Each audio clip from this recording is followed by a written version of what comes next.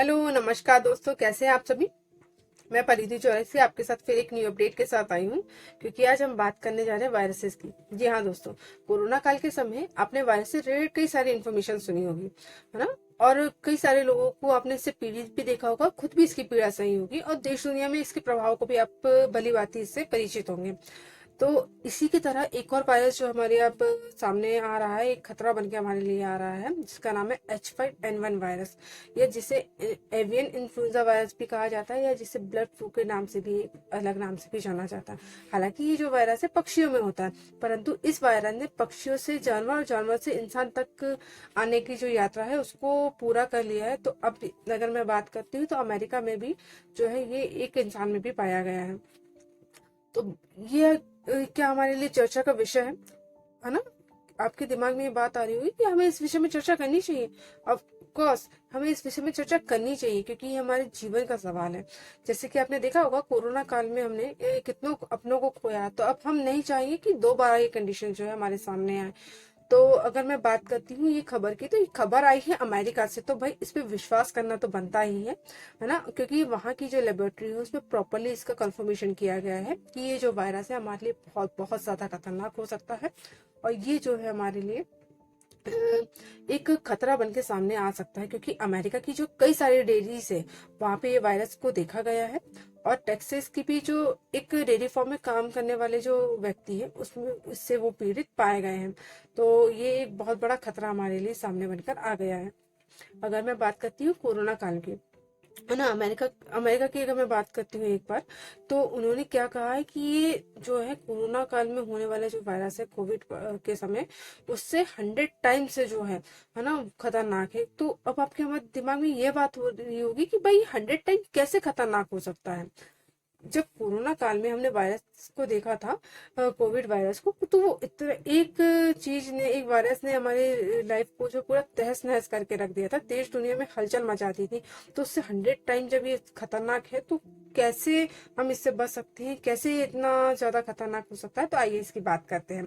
अगर मैं कोविड की बात करती हूँ, तो कोरोना से जो पीड़ित व्यक्ति थे, है ना, उसमें जो मरने वालों की संख्या में अगर परसेंटेज में बात करूं 100% में, तो 0.1% थी। मतलब कि अगर मैं बात करती हूँ तो कोरोना की जो फर्टिलिटी रेट थी वो 0.1% थी, है ना। लेकिन जो इसका फर्टिलिटी रेट है वो 52% है। मतलब कि 100 लोगों में मरने वालों की संख्या जो है 52 आपको इसके अंतर्गत देखने को मिलेगी।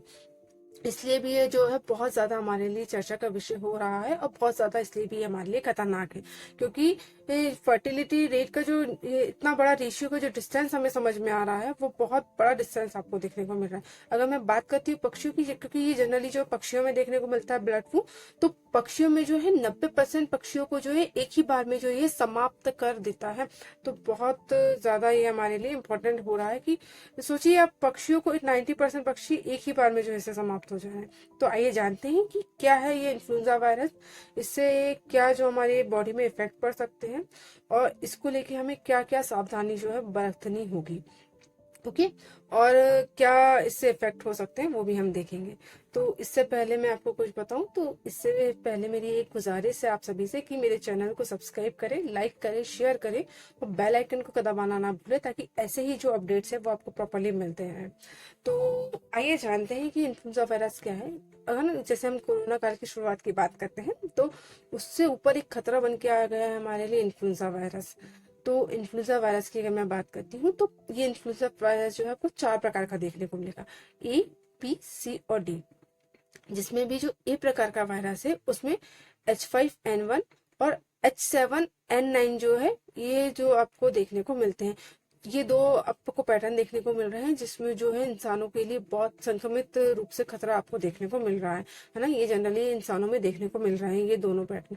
इसमें भी जो H और जो N प्रोटीन के जो दो प्रकार आपको देखने को मिल रहे हैं, ये जो है आपको इसके 18 पैटर्न्स बनाते हैं। 18 प्रकार के पैटर्न्स आपको वायरस के इसके अंतर्गत देखने को मिलते हैं, इन दो प्रोटीन्स के नाम के अंतर्गत। ठीक है।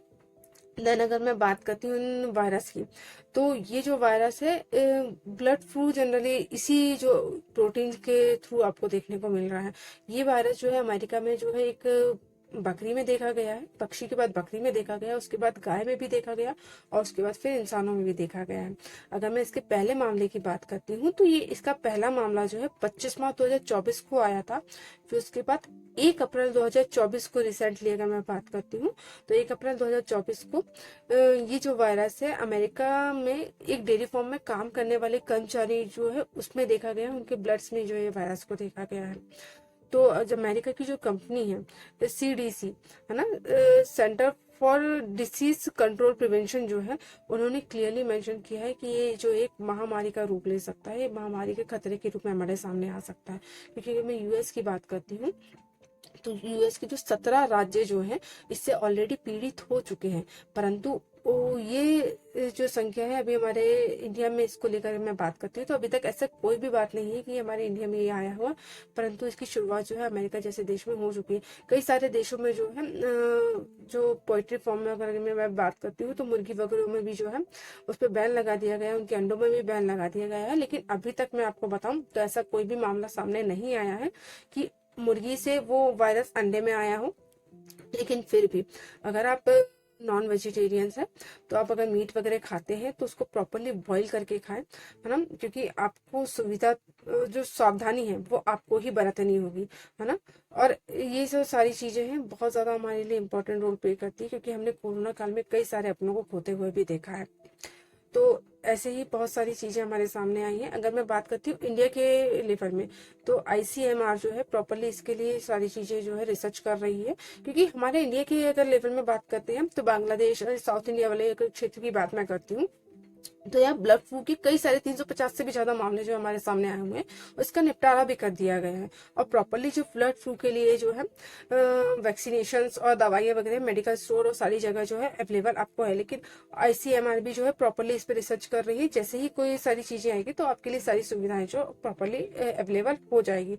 लेकिन अभी तक ऐसा कोई मामला हमारे सामने आया ही नहीं है कि ये इंसानों तक आया हुआ है। इंडिया के लेवल में बात करते हैं ना, तो पक्षियों से पक्षी से जो है इंसानों तक आया हुआ ऐसा कोई मामला भी हमारे सामने नहीं आया है। जैसे ही ऐसी चीजें आएंगी तो हम आपको अपडेट कर देंगे। तो इन सारी चीजों का आप ध्यान रखें। और अगर मैं बात करती हूँ कि इनके क्या क्या लक्षण हो सकते हैं तो जनरली इसमें अगर मैं बात करती हूँ नॉर्मल फ्लू के लक्षण आपको इसमें देखने को मिलते हैं, है ना। फीवर आना, है ना, बार बार फीवर आना आपको हो सकता है, आपकी बॉडी में वीकनेस हो सकती है, सर्दी खांसी जुकाम जैसे हो सकती है ना, गले में खराश जैसी हो सकती है, ये सारे लक्षण आपको, वॉमिटिंग जैसी प्रॉब्लम हो सकती है। तो ये सारे लक्षण आपको इसमें देखने को मिलेंगे। अगर मैं इसकी सावधानी की बात करती हूँ तो सावधानी क्या बरत सकते हैं, जब भी आप किसी पोएट्री फॉर्म के पास से चाहे तो थोड़ा सा डिस्टेंस बनाते हुए चले, है ना। या फिर आप किसी पेट वगैरह को टच करते हैं तो ग्लव्स वगैरह का यूज करें।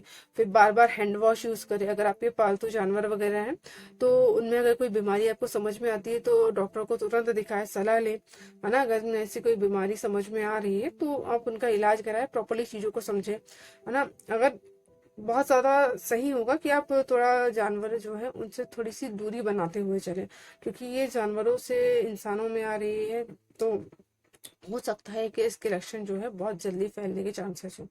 तो ये सारी चीजें आप जो है इसके लिए सुविधाएं भी बहुत सारी दी जाएगी आपको, जैसे ही ये सारी चीजें आपको देखने को मिलेगी। लेकिन अभी तो इंडिया के लेवल में ये सारी चीजें नहीं है। तो आई होप ये इन्फॉर्मेशन जो है आपके लिए बहुत ज़्यादा इम्पोर्टेंट होने वाली है। और इन सारी चीज़ों को पहले से अगर आप अवेयर रहेंगे इन सारी चीज़ों से तो आप बहुत अच्छे से चीज़ों को है मैनेज कर पाएंगे और बहुत जल्दी ही इन सारी चीज़ों से निपट पाएंगे। तो आज के लिए बस इतना ही, धन्यवाद।